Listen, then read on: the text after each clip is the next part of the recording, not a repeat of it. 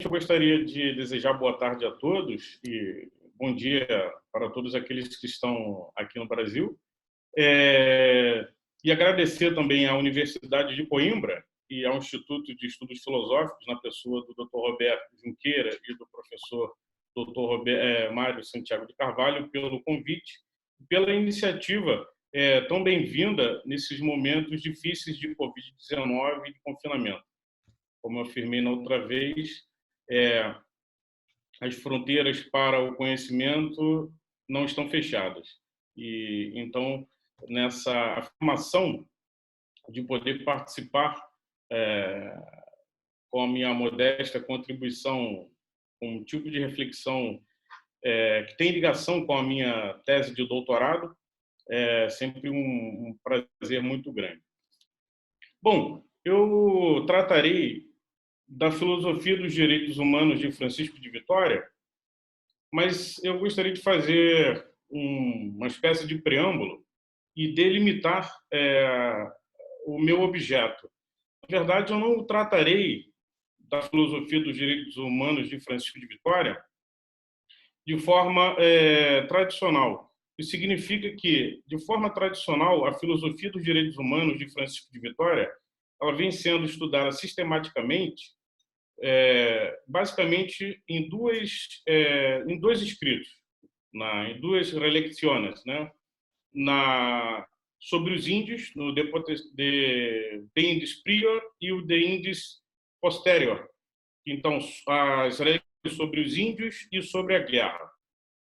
Na verdade, a minha alternativa seria focar em duas obras de Vitória, dois escritos de Vitória que são, digamos assim, esquecidos, ou agora que eles estão tomando o corpo de tradução, há traduções recentes. Trata-se do De Beatitudine, sobre a felicidade, que são comentários à Suma de Teologia de Tomás de Aquino, e ao De Actibus Humanis, sobre os atos humanos. Na verdade, o meu objeto será nessas duas obras. E, eventualmente, tratarei de maneira breve, en passant, de uma retomada dessa ideia de que eu chamo de filosofia dos direitos humanos sobre o poder civil, no De Potestate Civilis, como foi objeto de análise da minha primeira conferência aqui no âmbito do Vídeos Abertos da Universidade de Coimbra. A ideia é a seguinte: primeiro, partir do artigo 1º da Declaração Universal dos Direitos Humanos, de 1948, eu exporei aqui o assunto e me centrarei apenas nesse primeiro artigo da Declaração Universal dos Direitos Humanos. Na verdade, esse artigo ele diz que todos os seres humanos nascem livres, iguais em dignidade e em direitos, dotados de razão e de consciência, devem agir uns para com os outros em espírito de fraternidade. A verdade é que esse artigo 1º ele não está nessa declaração de intenções de maneira solta, de maneira despropositada. A ideia de estudar a filosofia dos direitos humanos de Francisco de Vitória ela reside, no primeiro momento, no fato de que a filosofia ela tem por meta buscar os fundamentos, as razões que justificam um argumento, que fundamentam um sistema e tudo mais. Então, nesse sentido, qual que são os fundamentos dos nossos direitos? Quais são os fundamentos dos nossos direitos humanos? Quais são os fundamentos desses direitos? É um debate interessante porque, ao longo em primeiro lugar, eu não sou um especialista tout court em direitos humanos. Na verdade, a minha leitura é justamente mostrar a possível contribuição de Francisco de Vitória nesse aspecto, a esse debate racional e universalista da afirmação e do reconhecimento dos direitos humanos. Então, nesse sentido, a ideia é ampliar o debate, é ampliar a linha de perspectivas pluridisciplinares. Então, o primeiro ponto, partindo dessa ideia do artigo 1º da Declaração dos Direitos Humanos, e outra base que eu gostaria de colocar aqui é um livro do Richard Morse, que é um historiador americano. O nome do seu livro é O Espelho do Próspero, Cultura e Ideias nas Américas. É um livro que, até onde eu sei, ele foi publicado no Brasil, em português, em 1988. Ele não foi publicado em inglês, embora o autor, o Richard Morse, seja, no caso fosse, porque ele já faleceu, um autor americano. Mas nessa obra eu quero destacar o seguinte, que a perspectiva do Richard Morse, que é uma perspectiva que funciona como um norte também nas minhas interpretações, é justamente porque o Richard Morse ele resgata a ideia da matriz ibérica para os debates na história, na economia, no direito e em outras áreas afins. E ele faz um contraponto com a matriz anglo-saxônica, que é a matriz dele, porque como ele foi um autor que percorreu a América, então ele conhece as suas realidades. Ao fazer isso, ele escreve esse livro dizendo que, na verdade, é possível reconsiderar a história, a historiografia, ela precisa reconsiderar a matriz ibérica como uma matriz mais positiva. E é talvez por isso que esse livro não foi publicado em inglês. Ele talvez seja considerado persona não grata entre os americanos, porque ele acha que a matriz ibero-americana é muito mais solidária, ela é muito mais interessante do que a matriz anglo-saxônica, que ele chama de... Quer dizer, o espelho do próspero, na verdade, é o próspero dos Estados Unidos. Então, como ele se olha? E, na verdade, ele coloca luzes a esse debate e, em geral, os debates sobre os direitos humanos, eles sempre ficaram muito focados, pelo menos nas discussões tradicionais, naquilo que foi produzido e interpretado partindo do mundo anglo-saxônico e do mundo francês. Então, a contribuição do Richard Morse nesse sentido é justamente resgatar a matriz ibérica, porque eu começo com uma frase dele que ele diz o seguinte aqui, que os neoescolásticos ibéricos do século XVI não eram de modo algum reacionários cegos, pois lhe devemos reconhecer o fato de terem assentado as bases da jurisprudência internacional, fornecido uma metafísica inicial para a moderna filosofia europeia e criado uma racionalidade e normas para as conquistas no ultramar mais humanas do que aquelas que as sucederam. Em suma, o mundo ibérico reformulou e manteve alternativas do período formativo da civilização ocidental, que tem um interesse cada vez maior para os grandes dilemas de nossos dias. Então, essa afirmação do Richard Morse no Espelho do Próspero, ela resgata essa figura dos escolásticos ibéricos. Esse é o ponto. Francisco de Vitória era um autor espanhol do século XVI, professor de Salamanca, e, portanto, desenvolveu essa teoria, que, na verdade, se chama de teoria dos direitos humanos.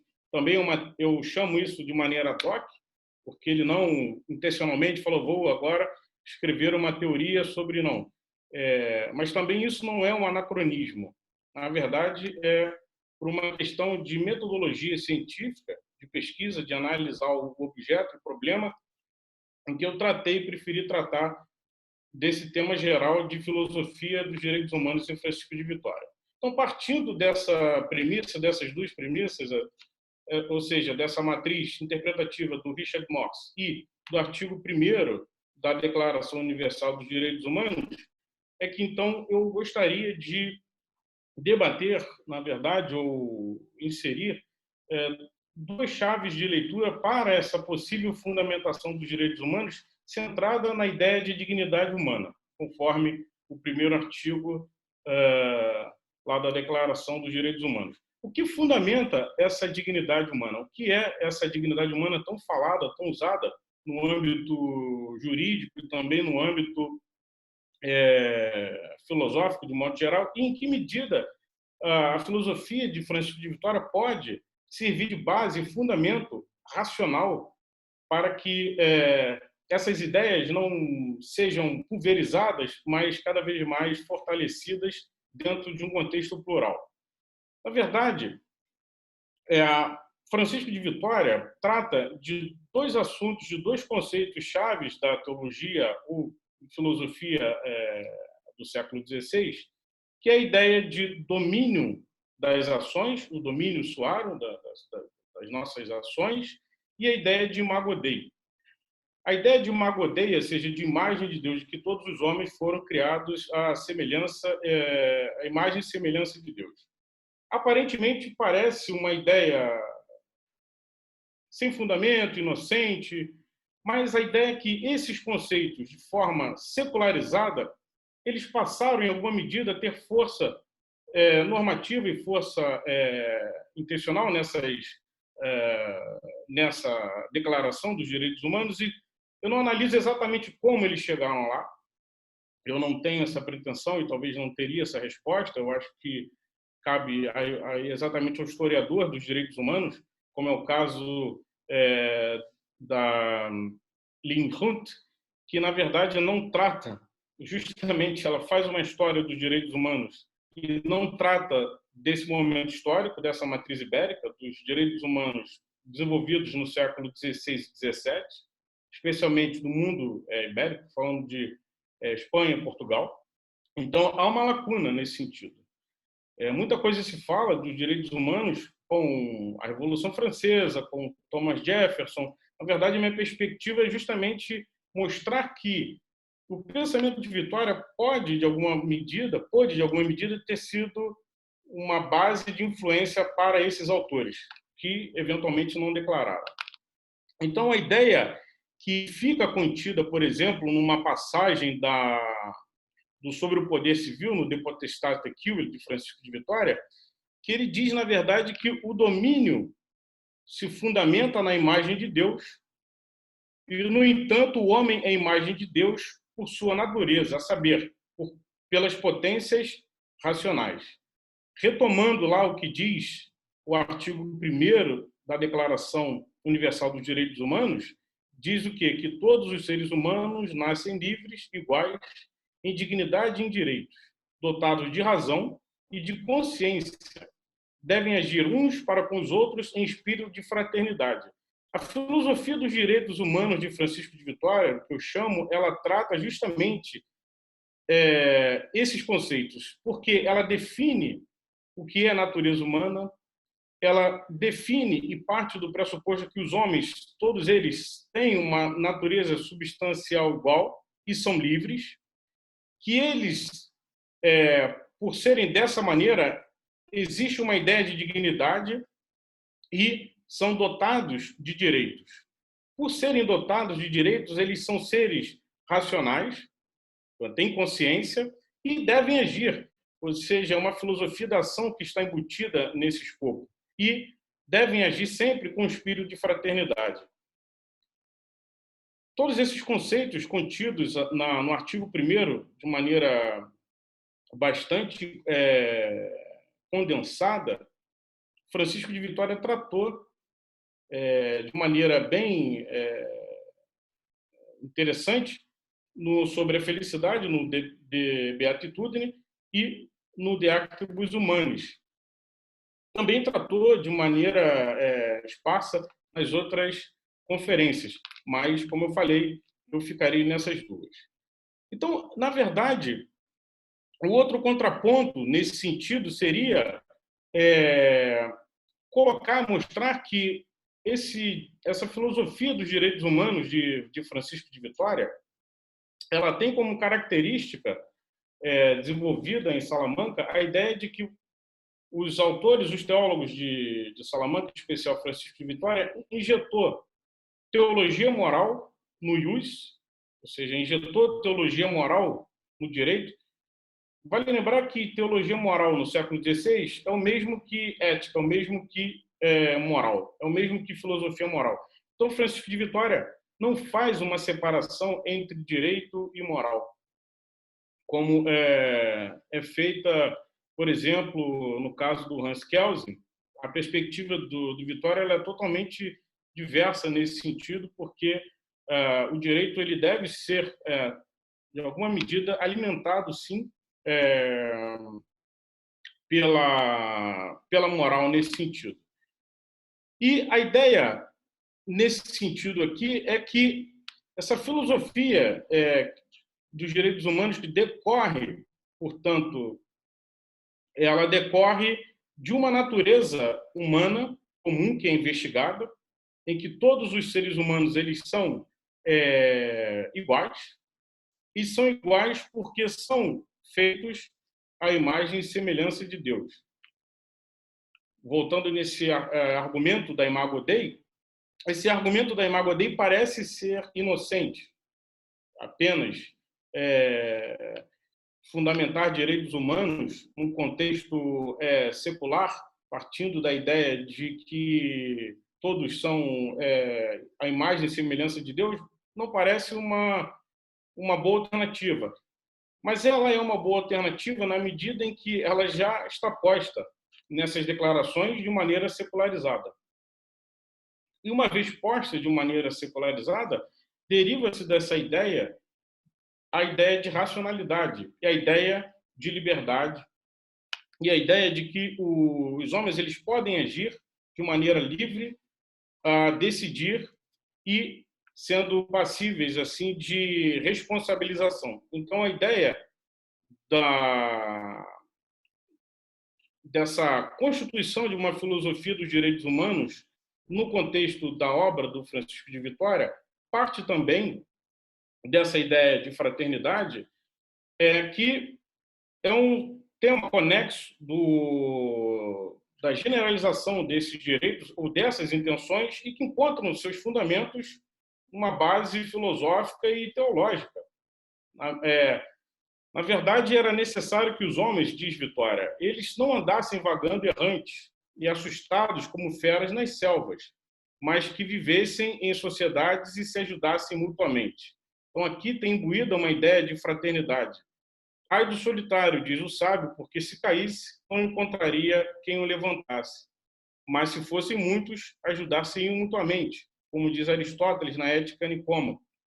Só através da ciência e experiência se pode aperfeiçoar o entendimento, o que na solidão, de modo algum, não pode conseguir. Então, essa ideia conexa à ideia da imagem de Deus, ou da Imago Dei, e da ideia do domínio de si, ela é presente com essa ideia de fraternidade, que é uma ideia recorrente no artigo 1º da Declaração Universal dos Direitos Humanos. A ideia aqui também é mostrar que como que, na verdade, essa recepção, o modo de tratar dos direitos humanos no Ocidente sempre ficou limitado, em geral, nos manuais ou nos próprios cursos, ficou oculta essa parte, essa perspectiva de fundamentação do mundo ibérico. Não falo especificamente do Francisco de Vitória, mas, em geral, é sempre a ideia da liberdade e da autonomia sendo reportada ao iluminismo, no caso, à Revolução Francesa, e aos escritos de Thomas Jefferson no contexto escravocrata. Sendo que, na verdade, esses conceitos eles já foram anteriormente trabalhados e abordados mas dentro de um conceito, dentro de um contexto teológico. A ideia é que esses conceitos teológicos, uma vez secularizados, eles passam, então, a ter uma força para todos aqueles que trabalham com a história das ideias, ou a história dos conceitos, e conseguem retirá-los. Por exemplo, isso é muito frequente, falo especialmente aqui no Brasil e também no âmbito internacional, do professor Tosi, Giuseppe Tosi, que é um grande especialista em direitos humanos, o professor Giuseppe Tosi, que esteve em Coimbra ano passado, no encontro sobre dignidade humana e Escola Ibérica da Paz.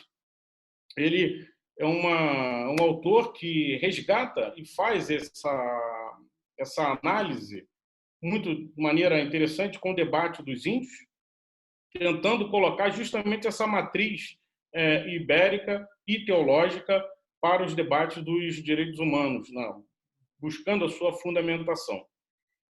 Então, a ideia também ligada à fraternidade, aqui analisando à luz, o artigo 1º à luz de alguns escritos do Vitória, é que o Vitória diz que as sociedades humanas elas não se constituem tendo como fim, na verdade, elas se constituem tendo como fim a fraternidade, isto é, para que uns levem os fardos dos outros, pois a sociedade é como se fosse uma natural comunicação, muito conveniente à natureza.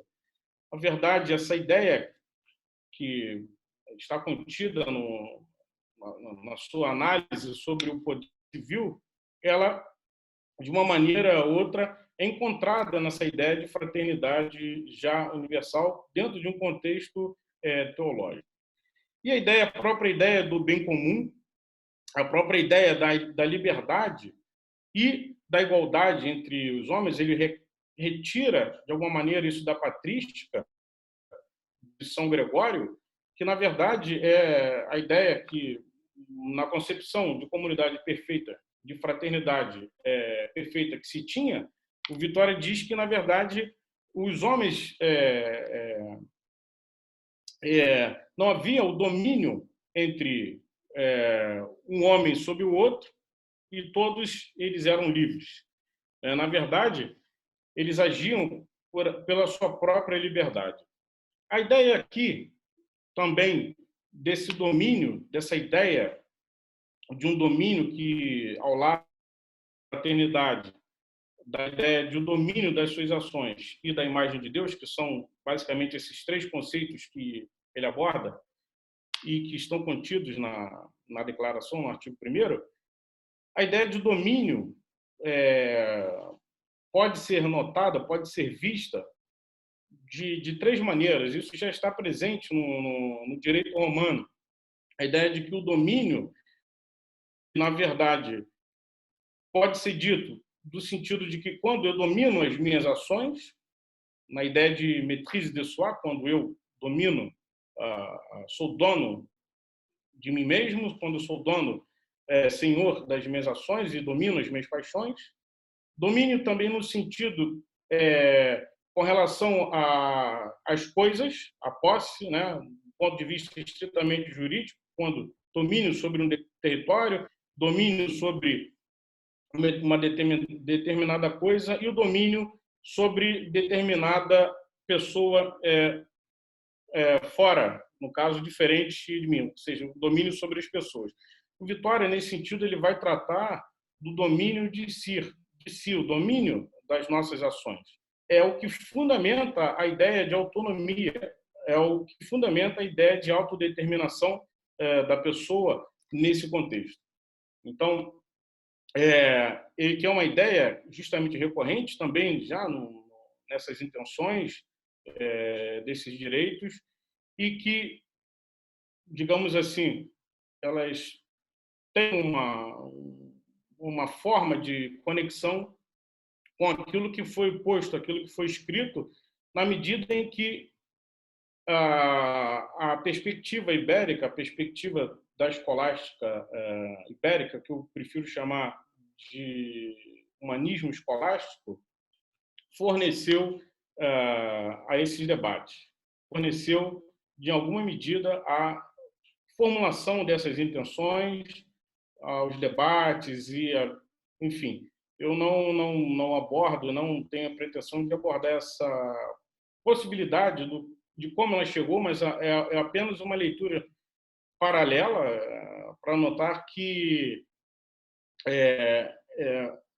a filosofia desenvolvida por Francisco de Vitória funciona também como essa fundamentação desses direitos, e que aqueles direitos ou intenções, eles não são meras intenções escritas ou jogadas. Olha, eles têm um debate e uma fundamentação filosófica. Isso é importante se falar. Bom, como a ideia aqui é justamente colocar a ideia de dignidade humana, a dignidade humana para Francisco de Vitória, ela se fundamenta, portanto, dessas duas maneiras. Ela é fundamentada pelo domínio de si, pelo domínio das ações, e pelo fato do homem ser imagem de Deus, ou seja, imago Dei.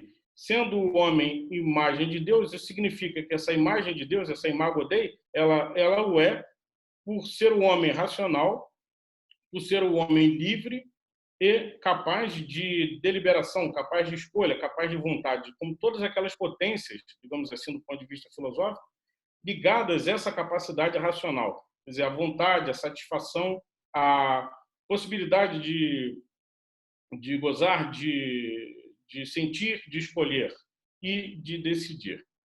Então, nesse sentido, a filosofia de Francisco de Vitória, ela é uma forma interessante de notar.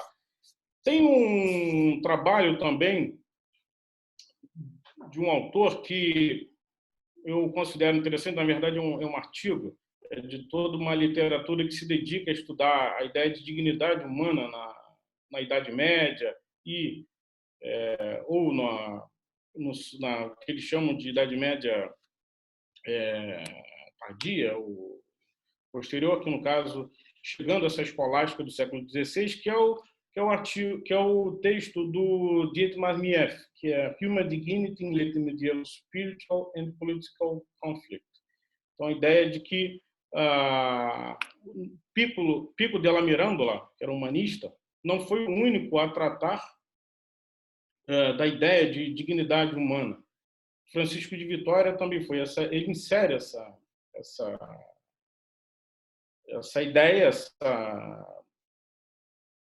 como que pode, por exemplo, entre aspas, um escolástico lidar com esses tipos de problemas. Só que, na verdade, o Francisco de Vitória não considera exatamente apenas como um escolástico desse ponto negativo, como é feito pela historiografia tradicional, mas como um humanista escolástico. Então, nesse sentido, o artigo do Dietmar tem razão, porque, na verdade, além de Pico della Mirandola, outros autores, em especial Francisco de Vitória, abordou a ideia de dignidade humana. Essa dignidade humana que fundamenta essa ideia de um direito humano. Na verdade, essa fundamentação, como eu já falei, ela é busca de uma ideia de uma fundamentação do Estatuto do Homem naquele período, no século XVI, justamente no contexto da descoberta do novo mundo, ou dos novos mundos, como diz o Corrobies, um autor catalão, porque, na verdade, ali nasce uma nova ordem jurídica, uma nova ordem internacional, uma nova forma de entender a ideia de natureza humana. O impacto nesse sentido dessa descoberta ou da alteridade, como diz o próprio Todorov, né? A ideia de alteridade, ela é, de alguma maneira, forjada nesse sentido, e esses autores de Salamanca, em especial Francisco de Vitória, eles souberam analisar isso de maneira aguçada, apurada. Então, nesse comentário que ele faz, como eu falei, a Suma de Teologia de Tomás de Aquino deu origem ao seu comentário nas aulas de Salamanca, não só as relecciones, mas aqui também as lectiones, né? Lecciones. o Francisco de Vitória aborda essa ideia do imago Dei e do domínio suarum actionum, né, da imagem de Deus e o domínio das suas ações. O que, na verdade, eu chamo, para a ideia de imago Dei, como esse fundamento da dignidade humana, eu chamo de argumento ontoteológico da dignidade humana. Ele é ontoteológico porque ele parte de uma ideia teológica de Deus, uma ideia racional, tá? Uma maneira racional sobre Deus, e projeta, portanto, na sua especulação teológica, questões que vão permear possibilidades de direitos naturais, direitos, portanto, humanos, baseado nesse conceito teológico de imago Dei, de imagem de Deus. Na verdade, essa parte, né, da discussão de Francisco de Vitória, ela não está fundamentada apenas do ponto de vista da graça, ou seja, Deus criou os seres humanos e infundiu neles a sua graça pela fé, não. Os homens, eles têm direitos, potencialidades e racionalidade de maneira inalienável, não por qualquer tipo de graça divina, mas tão simplesmente pela sua condição de homens, tão simplesmente pela sua condição humana. Então, isso vai ter uma repercussão interessante nas discussões sobre os índios e sobre a guerra e tudo mais, com relação à infidelidade, com relação ao fato da ignorância de Deus, e o Vitória vai dizer, não, esse não é um bom critério, eles não perdem, de alguma maneira, e não são menores em direitos por serem fiéis ou coisa do gênero. Eles têm, de alguma maneira, isso é uma interpretação, né, direitos inalienáveis e naturais, tão somente pela sua condição de homens. E essa condição de homens, ela está vinculada a essa condição, ao conceito de imago Dei, porque essa imago Dei, nela estão embutidos conceitos, estão inseridos conceitos como a ideia de razão, a ideia de liberdade, a ideia de satisfação e a ideia de domínio também de si. Ou seja, então, é uma ideia de fundamentação da autonomia humana, da autodeterminação, que é uma forma, uma maneira de integrar aqueles que são sujeitos de direitos e sujeitos de deveres. Então, nesse sentido, o homem é dotado naturalmente de direitos e deveres, não porque Deus infundiu nesses a sua graça, mas pela sua simples condição de homem, enquanto imago Dei, podendo assim autodeterminar-se pela vontade, pela razão e liberdade, sendo esse senhor de si e responsável por seus atos. E a imago Dei, como eu falei, ela encerra também em si três ideias, que é a ideia do domínio, a liberdade, a satisfação e o desejo, quer dizer, da vontade. Nesse sentido, enquanto humanista escolástico, o Francisco de Vitória ele tem, de alguma medida, fazer com que a fundamentação da sua filosofia ou da sua teologia possa encontrar, em alguma medida, respaldo racional e que ela tenha uma certa força de aplicação nos debates naquele período em que se estava forjando uma ideia de natureza humana com toda uma configuração diferente e nova na busca de respostas do que foi essa descoberta do novo mundo, o que foi o encontro com essa alteridade, com esses novos habitantes, se eles tinham ou não a propriedade, se eles eram ou não homens, se eles tinham ou não tinham direitos, enfim, as respostas elas foram sendo formadas, sendo apresentadas na medida em que essas reflexões teológicas elas foram sendo apresentadas e na medida em que a atualização do pensamento de Tomás de Aquino foi sendo elaborada por Vitória e os elementos da filosofia moral ou da teologia moral foram, de alguma maneira, entrando em todos os aspectos assim do conhecimento humano, da economia, do direito,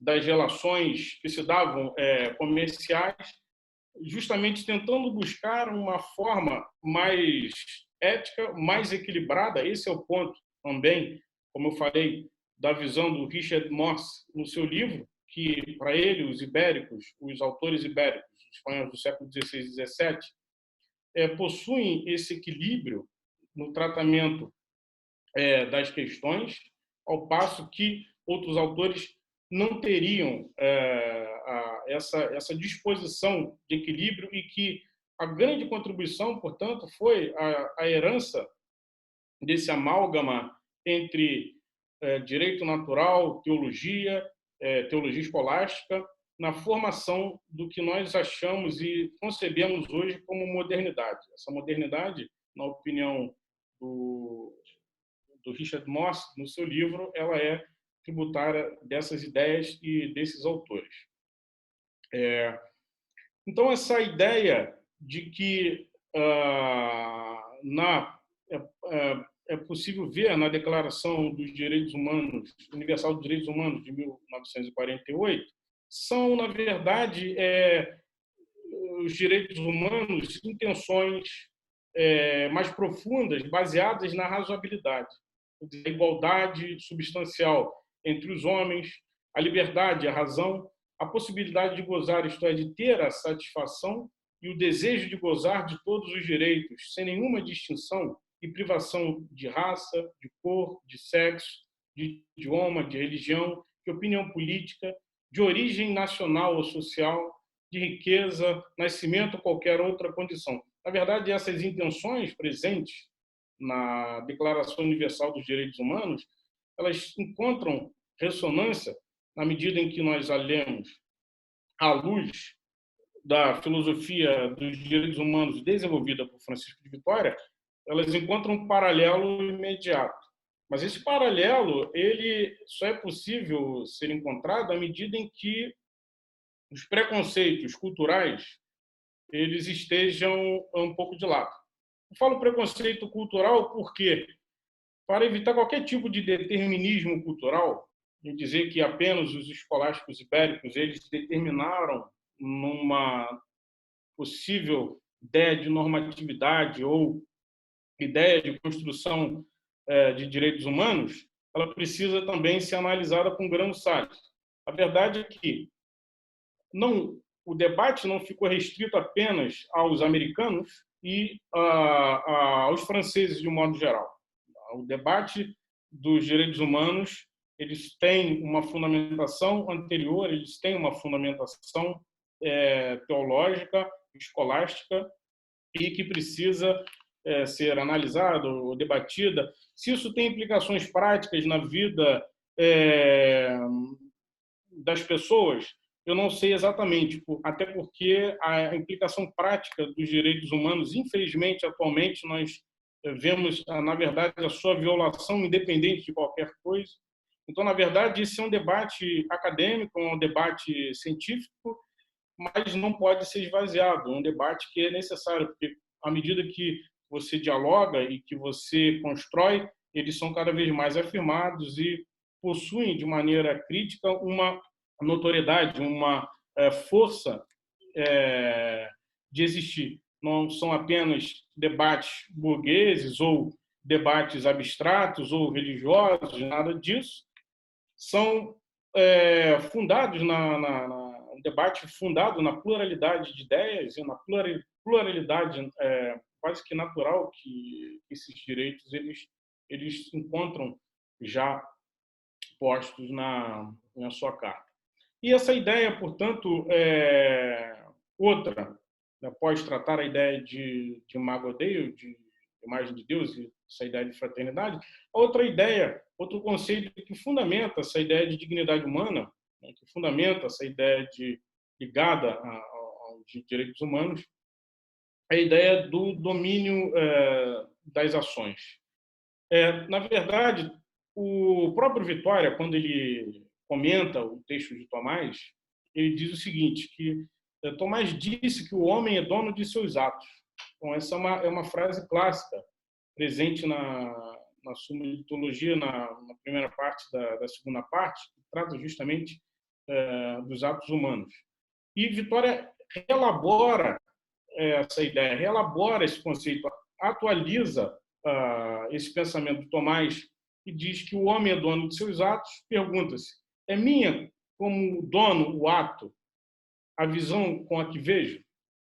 Você responde que o homem não é dono pelo fato de que tenha o direito, já que age. Suas ações não são suas por isso. Isto é, porque tenha domínio sobre elas de maneira que possa usar delas a seu arbítrio, ainda que procedam da vontade deliberada. Que seja dono, ou seja, senhor, significa apenas que está em seu poder colocá-las se quiser ou não colocá-las se não quiser. Ao contrário, rir não está no poder do homem. O fato de rir, o homem não tem o poder sobre o riso. Ele não controla exatamente essa capacidade e esse modo de distinção entre os homens. O homem é o único animal que ri. A hiena, ela chega perto do riso, mas não é o riso. Isso que caracteriza, que distingue, por exemplo, na antiguidade, na Idade Média, o fato do homem rir. Não sendo Sallusto, que afirma que a fortuna é dona de todas as circunstâncias, porque as dirige ao seu arbítrio. E Cícero, que as circunstâncias, nesse sentido que a natureza domina tudo. Então, que não tem o direito de usar todas as coisas, senão afetam a todas. Francisco de Vitória está querendo dizer o seguinte: colocar uma distinção entre domínio e direito, ou seja, entre dominium e ius, inserindo a possibilidade da vontade, da ideia de deliberação, a ideia de escolha, do gozo das coisas, do apetite, quando eu realmente posso escolher e optar por uma coisa ou outra. Essa ideia é que funda a liberdade total do ser humano. Nesse sentido, não há liberdade, não há realização humana de modo completo, nesse sentido de Vitória, se o homem ele não é capaz, primeiro, de governar-se a si mesmo, de ter autonomia sobre suas ações e ser responsável por ela, e de gozar dessa liberdade, ou seja, ser livre, mas não apenas ser livre de fato, ou seja, gozando dessa liberdade para agir. E a ideia, então, que fundamenta essa dignidade humana, nesse sentido, a partir da teologia e da filosofia dos direitos humanos de Francisco de Vitória,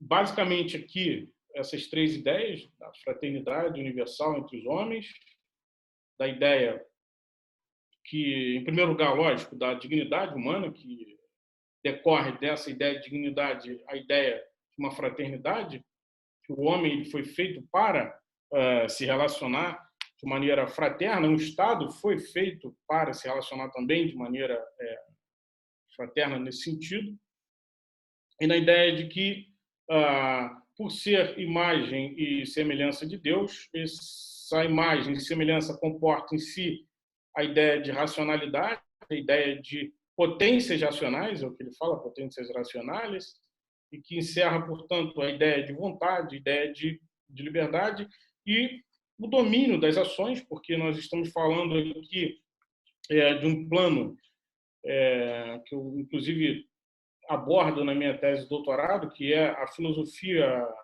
da ação, a filosofia da ação de Francisco de Vitória. Ela parte desses conceitos de livre-arbítrio, de domínio de si, domínio das ações.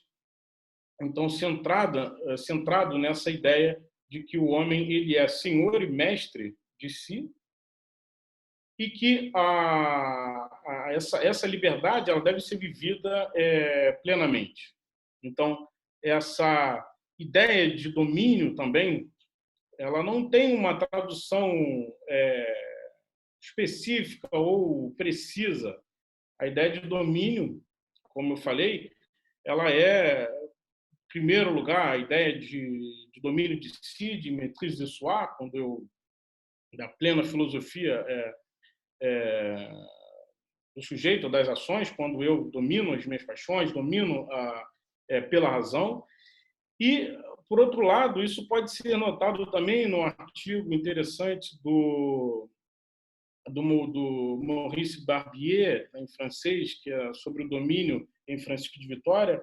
Também existe uma professora atualmente na França que se dedica a esse conceito de domínio, que é a professora Gaëlle de Melemestre, que escreveu coisas interessantes sobre o domínio em Francisco de Vitória. Na verdade, tentando colocar esse debate, tirá-lo apenas do direito romano, que ficou, e o caso que o Francisco de Vitória faz é inseri-lo na teologia para justificar o que eu chamo de maneira ad hoc aqui de filosofia dos direitos humanos, essa teoria, de alguma maneira. Bom, há outro aspecto também que é conexo a essa ideia do domínio das ações, que é a ideia que ele insere a ideia de facultas, né? A ideia de faculdade. Quer dizer, a vontade ela precisa ser livre e, portanto, o ser humano sendo livre de escolha, sendo livre para deliberar, e isso é uma característica da natureza humana. Quer dizer, a análise que o Vitória faz para justificar o que eu chamo de filosofia dos direitos humanos é um trabalho incansável de definir a natureza humana, de definir, do ponto de vista também psicológico, né, das potências da alma, das faculdades, essa capacidade ligada à razão, ligada à vontade, e que constituem, na verdade, o ser humano de maneira integral, que, na verdade, são essas intenções presentes na Carta dos Direitos Humanos e que nós encontramos de maneira positivada em alguns ordenamentos jurídicos atuais, ou tentando a todo momento passar de apenas intenções e subir para direitos realmente positivados. E a dignidade humana, ela é, pelo menos, uma ideia, um conceito que é altamente utilizado na justificativa de decisões ou na justificativa de pedir para reconhecimento de direitos, enfim, a ideia e que, infelizmente, acaba ficando diluída, porque fica um conceito muito vago de dignidade humana. Tudo pode ser dignidade humana, mas o que é dignidade humana? Essa é a pergunta da filosofia com relação à pergunta essencial, o que é essa dignidade humana. Então, uma das contribuições que eu trago aqui modestamente, talvez não seja algo tão original, mas talvez reconhecendo essas duas obras do Vitória, que ficaram um pouco mais esquecidas, e é justamente esse fundamento da dignidade humana que é utilizado a todo momento, ele pode ser encontrado nesses conceitos filosóficos e teológicos e que, de maneira secularizada, eles encontram a sua ressonância, portanto, em ordenamentos jurídicos, em especial na Declaração Universal dos Direitos Humanos de 1948. E eu já vou chegando ao final da minha apresentação e, como conclusão e como eu já vou dizendo que, na verdade, a ideia de Francisco de Vitória, especial dos autores ibéricos, ela é muito distinta, né, como eu afirmei no início, de uma ideia de um direito positivo isolado, de uma ciência jurídica isolada e pura. Eu me refiro aqui ao próprio Hans Kelsen, que tem uma obra e toda uma história interessante de argumentação para fundamentar a pureza do direito e a sua preocupação na não interferência de outras disciplinas no direito. O que havia naquele período do século finalzinho 19 e do 20 foi uma coisa complicada. A interferência da geografia, a interferência da sociologia, da psicologia, de maneira bastante complicada no direito, e isso gerou preocupação, mas, ao mesmo tempo, essa interferência ela foi bloqueada de uma maneira muito restritiva, na minha opinião. Essa comparação é só para dizer que o Francisco de Vitória, se ele concebe uma ideia de direito, se ele concebe uma ideia de normatividade jurídica, essa ideia ela jamais vai ficar isenta de aspectos políticos e de aspectos morais e de aspectos filosóficos. Então, a ideia dos mestres de Salamanca era justamente inserir, injetar doses de moral, doses de ética no ius, injetar doses de ética no direito, coisa que contribuiu grandemente para um outro tipo de invasão, um outro tipo de exploração das colônias que tinham os impérios na época, o espanhol e o português. Foi justamente diferente com os impérios britânicos e o que hoje temos como colônias anglo-saxônicas, seja os Estados Unidos e o Canadá, outra matriz, a matriz de solidariedade, a matriz de preservar a dignidade humana a partir desses autores, dessa filosofia que o Richard Moss chama de neoescolástica, né? Na verdade, eu prefiro chamar de humanismo escolástico, nesses autores foi altamente relevante. Então, na verdade, se formos assim concluir o que seria essa filosofia dos direitos humanos de Francisco de Vitória, ela na verdade ela não começou apenas com os escritos de Thomas Jefferson lá na Virgínia no período escravocrata, nem mesmo com a Revolução Francesa, com a afirmação das liberdades. Eu ouso inclusive dizer que se esses ideais foram postos naquele momento, eles foram postos porque houve uma movimentação de ideias, ao mesmo tempo que eles tentavam se desvencilhar de um edifício escolástico, de um edifício religioso, eles, ao mesmo tempo, não conseguiam se ver livres, desvencilhados desse edifício conceitual, racional, que foi o pensamento da escolástica, nesse sentido.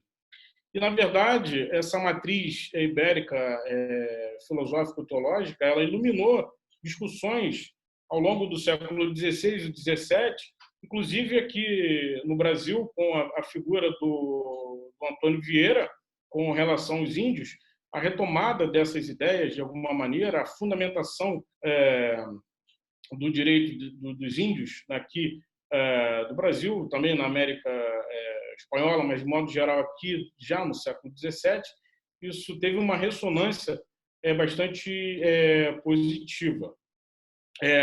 Então, na verdade, para concluir também, essa ressonância de ambas as ideias, ou seja, essa ideia de dignidade humana, mas de imago Dei e domínio de si, domínio das suas ações, elas são vistas, como falamos, de forma secularizada na Declaração dos Direitos Humanos de 48, porque ela justamente se apresenta de forma singularizada, de uma maneira pontual da necessidade de definir a natureza humana e da natureza de colocar elementos, substratos filosóficos nessas intenções. Então, como eu falei, essas ideias, aquele artigo 1º, para ficar só nele, da declaração, não foi posto ali de maneira equivocada. Ele tem uma história por trás, ele tem uma filosofia por trás, ele tem uma fundamentação racional e filosófica por trás. Então, na verdade, a ideia de que também os homens eles têm uma igualdade substancial. Então, se liga essa ideia de fraternidade, né, entre essa ideia de que todos os homens e todas as mulheres eles têm essa igualdade substancial, que é a ideia de comunidade, e que, nesse sentido, estão pela própria filosofia do Vitória, que foi infundido neles direitos inalienáveis, potencialidades, razão, liberdade, autonomia, capacidade para comunicação, que é importantíssimo isso. Vitória é um autor que privilegia essa ideia de comunicação mais ampla, não apenas uma coisa interessante na sua filosofia, essa ideia de comunicação, essa comunicação entre estados, mas comunicação entre pessoas, que se dá também pelo comércio e pelas relações, pela fraternidade, e se dá pela propaganda, e se dá, enfim, por uma série de questões. O conceito de comunicação ele é bem amplo. Então, essa ideia de que essa igualdade da indignidade, que todos são constituídos, é como possível fundamento para os direitos humanos, que, na verdade, em síntese, eu chamo de ontoético-teológico. Na verdade, a minha conclusão é que os direitos humanos, a filosofia dos direitos humanos de Francisco de Vitória, nessas duas obras e, sobretudo, nesses dois conceitos que eu tratei aqui, da imagem de Deus e do domínio de si, da ideia de fraternidade, eles são bases, são fundamentações ético-teológica da dignidade humana, que é um elemento chave, elemento central para a fundamentação dos direitos humanos. Eu, então, agradeço a atenção de todos e espero que possa ter contribuído de alguma medida e posso abrir agora para questões e sintam-se à vontade.